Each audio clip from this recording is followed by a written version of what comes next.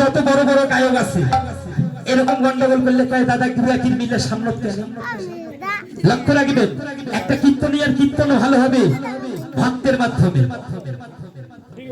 ঠিক আছে বাবা কারণ তত্ত্বগুলো আপনারা শুনবেন না এই যে হবিষ করলো 13 দিন থেকে কি খাইতে বলছে হবিষ খাইতে বলে নাই শাস্ত্রে বৃহৎ প্রহিতর্পণ খুলে দেখেন এখানে বলছে যে আতবের সঙ্গে ব্যঞ্জন মিশ্রিত করা হয় সেটা আমিষে রূপান্তরিত হয় তাহলে খাইতে বললো হবিষ এই যে আতবের সঙ্গে আলু মিশাল দেয় নাই তাহলে কি হয়ে গেল আমিষ হয়ে গেল খাইতে বললো হবিষ কিন্তু খাচ্ছে কি আমিষ লক্ষ্য রাখবেন গীতা 16 অধ্যায় 24 নম্বর শ্লোক খুলে দেখবেন তোমার কর্তব্য তোমার অকর্তব্য নির্ভর করবে একমাত্র শাস্ত্র এই শাস্ত্র বিধি মেনেই তোমরা কৃতকর্তব্য কর্ম করিয়া থাকো তাহলে জানতে হবে না আমাদের হবিষটা কেমন করে খাইতে হবে গন্ডগোল করলে হবে না এখানে কিছুক্ষণ আগে একটা বিচ্ছেদ কীর্তন হয়েছিল 10 মিনিটের জন্য তখন আপনারা উমধুম চা খাচ্ছেন দেখছেন কোনখানে নাম যজ্ঞে কোনখানে পদাবলীর মধ্যে আসরের মধ্যে খায়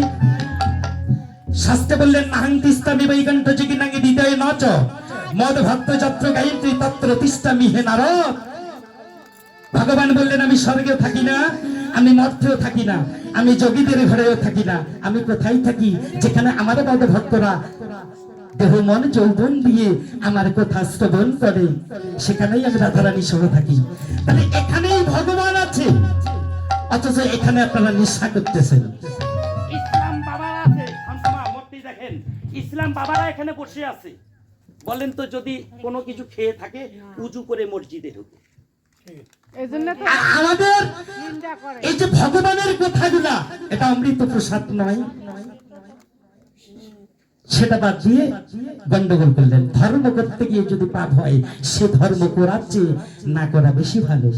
এই জন্য আমাদের এই মানব জীবনে আমাদের ব্যাধিগ্রস্ত হই মা ব্যাধিগ্রস্ত বুঝেন আমাদের পা ব্যথা হাঁটু ব্যথা চোখে দেখতে পাই না অল্প সময়ে কেন আমরা বেবিচারী কর্ম করে থাকি এই জন্য আমাদের ব্যাধিগ্রস্ত হতে হয় গীতার নবম অধ্যায় 3 নম্বর শ্লোকটা দেখে দিচ্ছি গীতার নবম অধ্যায় 3 নম্বর শ্লোকটা দেখবেন বলছে ভগবান যে শ্রদ্ধা ব্যতীত যদি কোনো ভক্ত আমার কর্ম করে থাকে মৃত্যুময় সংসারে শুধুমাত্র আসা যাওয়াই সার হয়ে যায় সে ভক্তর কখনো মুক্তি হয় না শ্রদ্ধা ব্যতীত আমি এখানে নতুন এসেছি এই জন্য প্রথমবারে এই কথাগুলো বলিনি আমাদের করা দরকার কিরকম আর আমরা করতেছি কিরকম তাহলে আমাদের শেষের দিকে কি হবে বাবা গীতায় 16 অধ্যায় 23 নম্বরের শ্লোকে বললেন স্বাস্থ্যবিধি ত্যাগ করে যে ভক্ত আমার কর্ম করে সে এহকালো সুখ নাই পরকালো শান্তি নাই তাহলে কি মা